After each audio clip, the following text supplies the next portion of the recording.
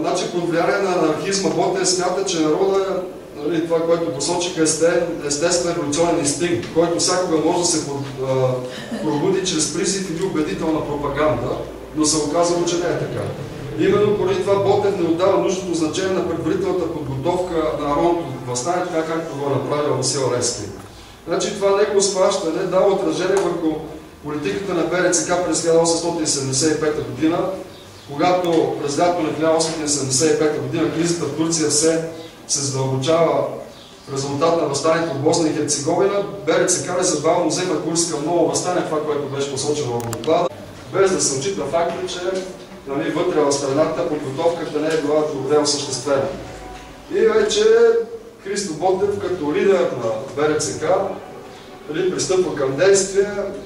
Съответно са били разпределени задачите. Беше посочено да се повтаряме, страната е била разделена в революционни окръзи, били са определени апостоли и така замислената подготовка обаче не е била осъществена, тъй като комитетите вътре в България са действали изолирани самостоятелно, но много местни дейци преминали през школата на Левски и са се противопоставили на този прибързан акт или на тази прибързана акция. Вземат града, колебали се, страхували се, били са сформирани няколко чети и така безславно завършва този неорганизиран опит за въстание в Стара Загора. И вече неуспеха на това въстание всява още по-големи разногласия в Българския революционен централен комитет. Ботев така поема личната вина за неуспеха на въстанието и решава да разпусне Българския революционен централен комитет, като през септември, фактически 1875 година, той подава оставката си, напуска комитета, а с това Българския революционен централен комитет се разпада.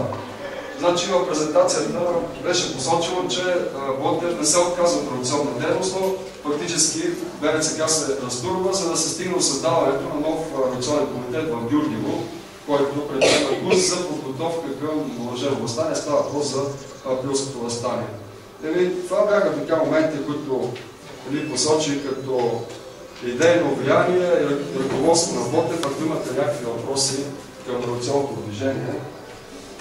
Между прочим, не знам дали знаете, но по-възрастните, значи от чета на Христо Ботев има няколко оцелели четници.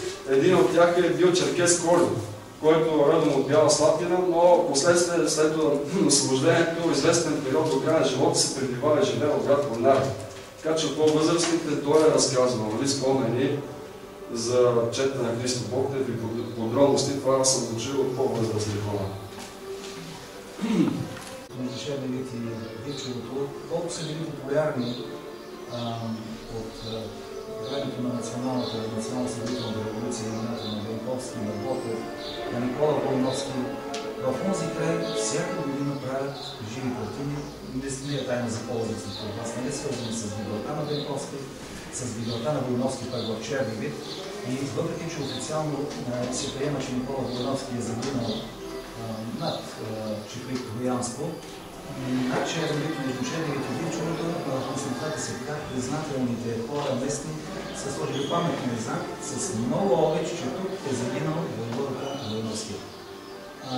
Аз мисля, че надали това отговаря на историческата истина, но то показва точно тази обич и признателност, която изобщо се храни към тези штури с много обичко уважение на главите, които се минаха.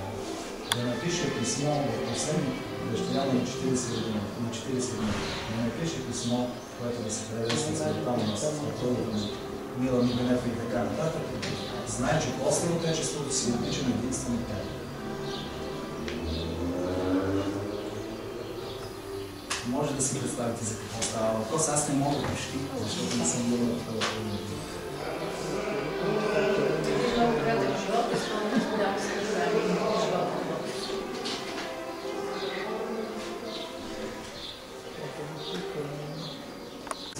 Идеята и поздравявам колегите, които този вдъхновяващ начин за всички нас отбелязват събитията, свързани с 2 юни. Тук се казаха много неща, които така аз от позицията на преподавател по история направо съм очарован.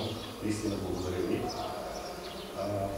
Бих казал, че наистина 2 юни е ден, който всеки българин го носи в душата си, като знак на признателност към това, което е било.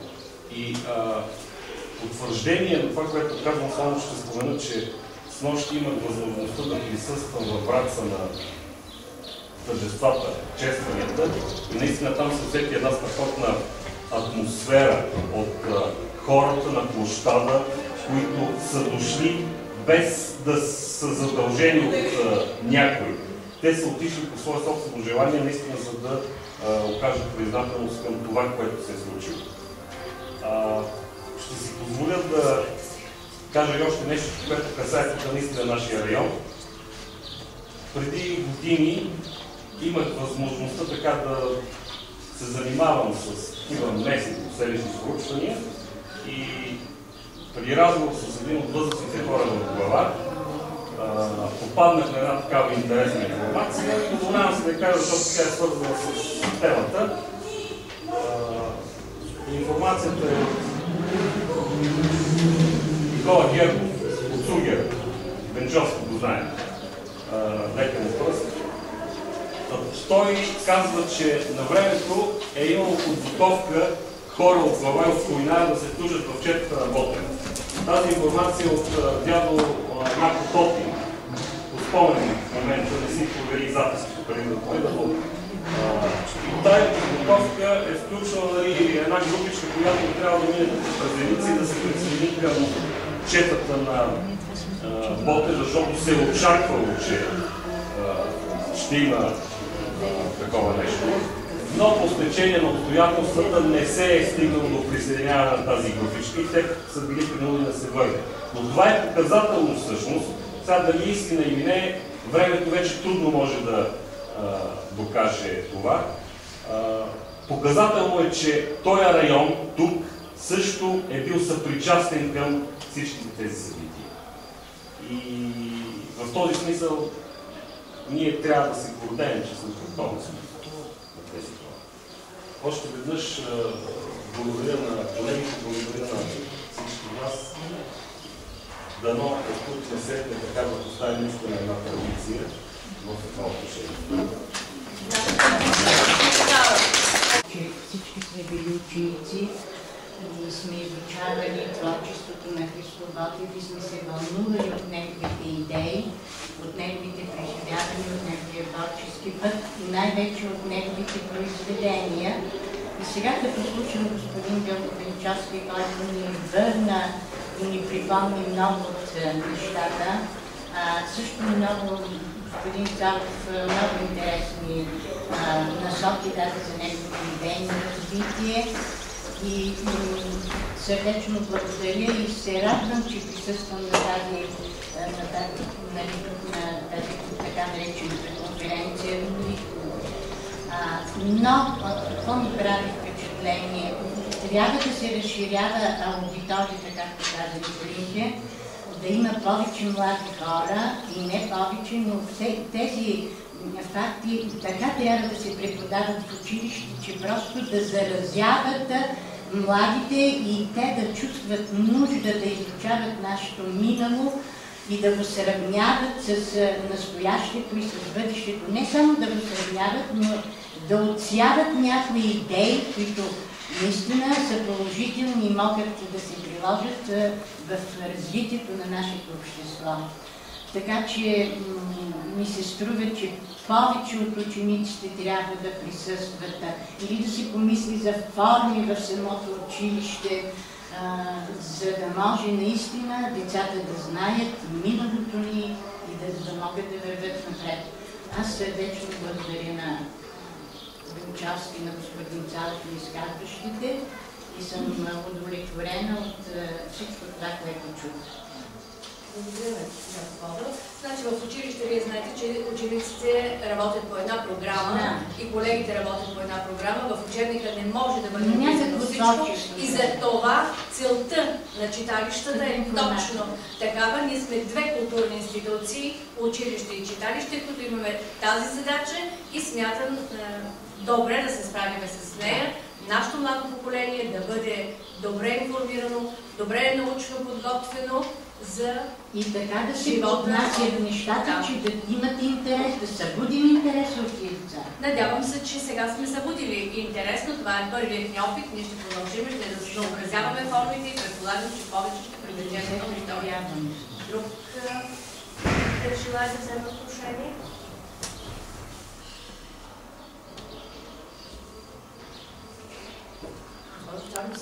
Да развием в тази посока дейността и като препоръка, може би, за следващия път е хубаво, може би с подкрепа на господин Цалов, на госпожа Евданова и на госпожа Пенка Макамеева, може да се направи една възстановка или нещо такова, защото предполагам, че децата ще бъдат по-очаровани от това нещо. Просто трябва да се премахнат тия устарели неща и да се тръгне с по-малко техники. Така че, може би следващата ни конференция, в случай на Елена Ботев, ще бъде много по-добра. Надявам се. А сега в тържествения концерт всички вие ще видите и драматизация на пристанало. Да. Постарали сме се концерта да бъде доста интересен за публиката. Ако няма някой, който да сподели нещо за революционната дейност, да преминем към втория панел на нашата конференция, има думата на Магадалева. Логично е аз да изляза малко от тона на историята. Строго, да, на научния анализ на историческите факти. Надявам се, че това няма да предизвика възражение на аудиторията и ще допадне на слушателите. Всяка автентична национална култура е немислима без култа към предците. Има основната задача да обслужва максимално споменатото вече явление, създавайки мита Ботев, който крие в себе си енигматиката едновременно на изконно българското и на космичното. Ботев е безспорният първостроител на класическия литературен пантеон, за който намират място само светите ликове. Истинското величие на Ботева не е в това, което той е създал, а в пътищата на развитие, които неговите творения положиха на идещите след него художници на словото, твърди Боян Пенев. Днес ние не случайно приемаме Ботевите произведения като завети, които са сублимирали в художествеността български и общо човешки същини. Ботев е самородно, преломно, правилно и в същото време върхово явление в развитието на българския дух. Той е от тези мощни централни личности, които концентрират стремленията на своята епоха и оплодотворяват целокупния национален живот. Затова, когато литературната критика говори за него, тя създава у нас чувството за монументалност и вечност на голямата творческа личност, духовността на нацията. Градейки мита Ботев, тя не може да тръгне от другаде, освен от сакралните висоти на героическата романтика в Хаджи Димитър и националната трагика в Дякон Василевски. Тълкува Ботев в парадоксалната граница. Ботев не е безалтернативният бунтар, а един от най-дълбоко драматичните наши поети.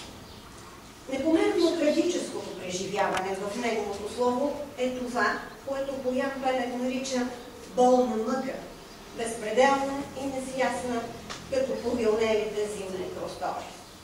Тази нямаща адеквати ботевска мъка обаче критиците осмислят не като песимизъм и невяра на един надскочил в средата си човек, а като голямото негово откровение за истината на битието, която сама по себе си е трагична.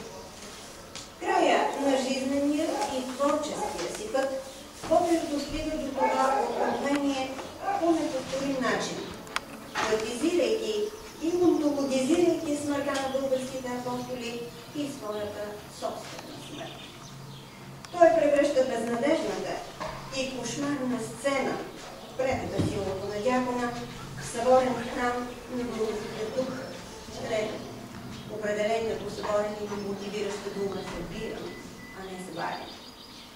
Ако за други класически поети говорим като за създали се и създадени митове, за Ботев може да се твърди, че у него самия го признава чужди помири, се превръщат в национален, ритуално тържествен дискурс, охраняван и разпространяван от българските рапсоди. Отговорът е, че Ботев имал рисията на поет-пророк да изживява националната трагика като лично своя. Само по този начин е възможна националната свобода, когато отечественият завет е мер в сърцето и в душата. За Ботев българското е космическо, родното е универсално. Така творецът насища поезията си с митичност, която диша българският универсум. Оттук може би тръгва и своеобразно митичното у Ботев, неповторим синтез на вечния, на преходен изконен език на рода и езика на еманципирания, самотен, но властен индивидуалитет. Тази поезия, светът на рода и светът на индивида са си дали уникална среща. Но вече не личността говори чрез и посредством рода, а родът негласно е упълномощил своя гениален син да предава неговите свещени послания на поколения. И Ботев преподновява народностното предание, като го преосмисля от позицията на възродената личност и граничното време. Анонимно митичното е удовлетворено от енергията на неповторимия индивидуален език. Точно той е станал национален, след като обаче индивидът е транспонирал в себе си общо национални същини. Така, всички образи, които създават поетическите си творби Ботев, се превръщат в митологични в български национален космос. И този на майката юнашка, от която бунтовникът уж иска прошка, а всъщност търси благословие и смята, че тя мълчаливо му я е дала. И този на Балкана, могъщо и величествено пространство на подвигът, където смъртният е вечно жив, светът е чудодеен, а преходноземното се е обединило с вечно духовното и умиращия юнак се е слял с вечния живот на легендарното юначество. И този на любимата, към която бунтовникът ще постави безалтернативното искане да се превърне в свещен символ на свободата.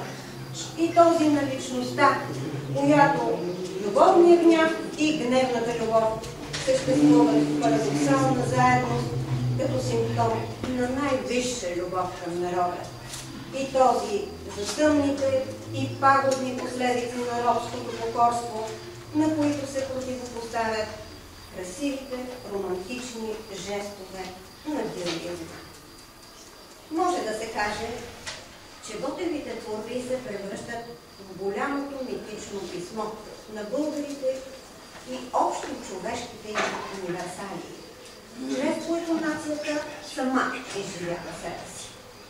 Врязал се дълбоко в духовната памет на българите, сам усвоил националното и запленил с могъщата си индивидуалност общността, Ботев се възвисява като идеал, да заговаря като легенда, по която да даде на живота и съдбата на дума. Който да не трепва пред подвига и саможертвата на Ботев и да не се вълнува от поезията на Ботев. Самодейците от състав по художествено слово към Народно читалище Христо Ботев пред вас ще изпълнят едно от хубавите стихове на Ботев, Хаджи Димитър. Стихотворението ще бъде изпълнено от Алекс Ферпачева и Атанас Цветанов.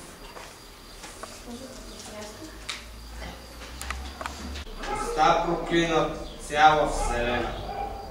Лежи юнак, а на небето слънцето спряно сърдито пече. Затварка пее, не иде в полето и кръвта още по-силно тече. Жътва е сега, Пейте, рубини, тези тъжни песни. Грей и ти, слънце, в таз робска земя. Ще да загине и той е юнак, но мъкни сърце. Тос, който падне в бой за свобода, той не умира, него жалеят земя и небе, звяр и природа, и певци песни за него пеят.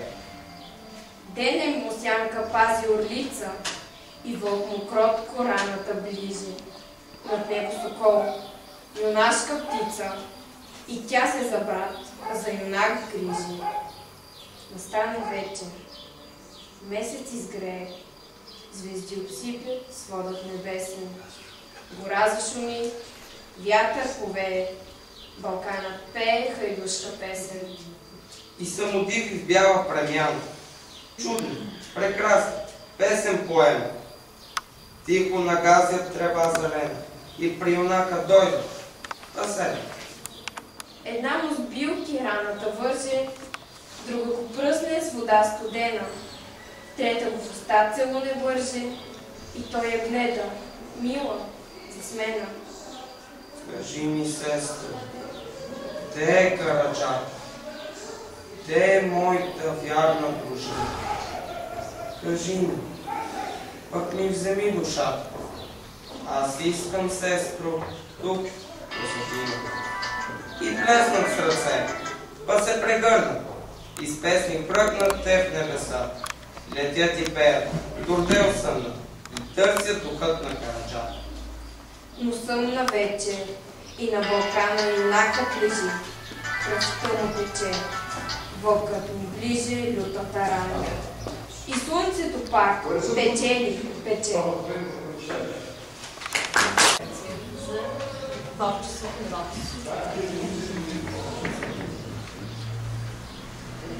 Смятам, тук да дам първо думата на господин Тоняловски, който има амбицията да направи и един кръг от хора, които се интересуват от литературата, хора, които имат собствени произведения и ще ви поканим и на такъв форум за бъдеще.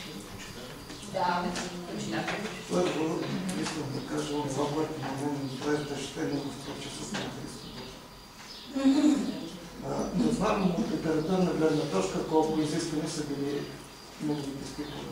Спазвани ли са правилата, които тогава са господствали в стихотворното творчество или не. Но това, което е накарало българите до сега да помнят на е това, че онова, което той е написал, той е бил винаги готов да го приложи в своя живот, в своята работа. Включително и най-страшните неща, които е написал, делото му накрая е показало, че той ги е изпълнил. За разлика от много за хора, които и тогава и по-късно пишат, за да бъде красиво написано, без да мислят изобщо дали това нещо имат последователи и дали нямат да държат своите последователи.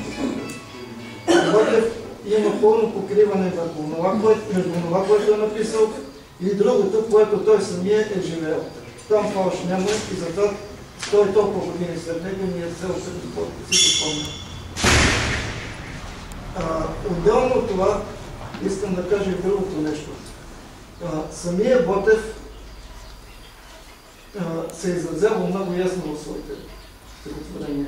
Тук нямам недомлъвки, многоточия, прекалено много препинателни знаци и така нататък. Човека е пишел точно така, както мисли и го е казал точно така, че другите да го разберат. Тая ясна мисъл, която той тогава е изказал върху белия лист и до сега не е ясно, макар че са минали 100 толкова години. И ние разбираме точно какво е искал да каже човека, независимо от наслагванията на времето, които неминуемо се появяват. Можем да имаме някакви резерви по отношение на неговите идеи от това време. Той е бил човек като всички нас, освен това той е бил и много млад и е допускал грешки във всяко отношение. но ние не можем по никакъв начин да се съмняваме в качеството на това, което е написал. Това е мнението ми по въпроса за творчеството на Ботев, без да го обличам в някакви литературни форми, защото не съм литератор. И сега да стигнем до същността от любители на литературата в Койнада, решихме да основеме литературен клуб. И затова искаме да поканим всички от вас, които обичат българската литература, които имат интерес към личното творчество, а може би и сами съчиняват стихчета, разкази или естета, независимо от възрастта си, да присъстват на първата сбирка, която ще бъде тук в читалището, може би в библиотеката, на 8 юни, сряда от 18 часа. Благодаря ви за внимание.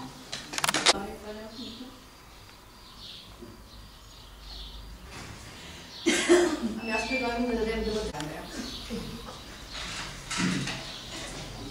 Значи аз едва ли ще кажа нещо повече от това, което всички ние знаем и вече се каза, особено по никакъв начин няма да се опитвам да говоря академично или от гледна точка на преподавател, защото колегите, които говориха тук, са много по-напред с материята и говорят много по-готвено и точно.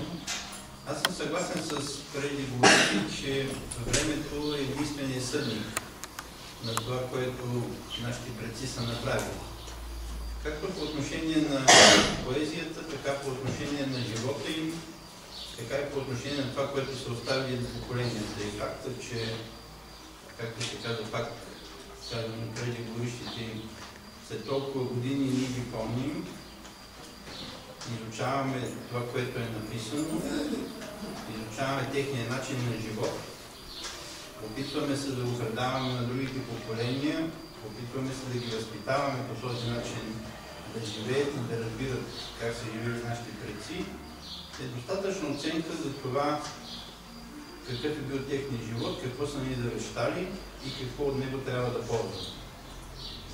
Пак казвам, единствено времето отсява качеството от това, което човек е сътворил, това, което е оставил, това, което е завещал и това, което си заслужава да остане в историята на народа, на държавата, на литературата, на публицистиката и на всичко това, където той е творил. Така че аз смятам, че най-важното, което ние трябва да се опитваме да правим, е това, което се каза преди малко по-широка популярност и да се опитаме да предадем на младите това, което нас са ни учили, нас са ни възпитавали. Вярно е, че условията са различни. Вярно е, че аз честно казвам, даваме пример, малото поколение смята, че техниката е всичко и че във всеки момент това, което ти потрябва, може да го намериш там. Без значение дали това е на компютъра, на GSM и дали на някакво друго место, по възможно най-простия и най-лесния начин, но ние трябва да им обясняваме, че техниката не дава възможност човек. Техниката не мисли вместо човек. Техниката не може да оцени нещата. Техниката дава информацията. Но това, кое е най-доброто, най-качественото мисълта, това е присъщо единствено на човека и ние трябва да се опитваме да ги караме да мислят в тази посока. Тоест да съчетаваме това, което съвремието е предоставило, да, богата информация, но богатата информация не е всичко, особено ако човек не знае кое точно не е да ползва. Така че така виждам евентуално бъдещето развитие, много хубаво, започва се като първа крачка, по-широка популярност сред младите и пак казвам, да се опитаме да й предадем възможността те да мислят, да оценяват, да преценяват, да анализират и да правят собствени изводи за това, което сме наследили, това, което го има като богата информация, тъй като мисля, че това е така най-важното, което младото поколение трябва да се опитаме да възпитаме. Иначе инициативата е много хубава, аз ги пожелавам успех и се надявам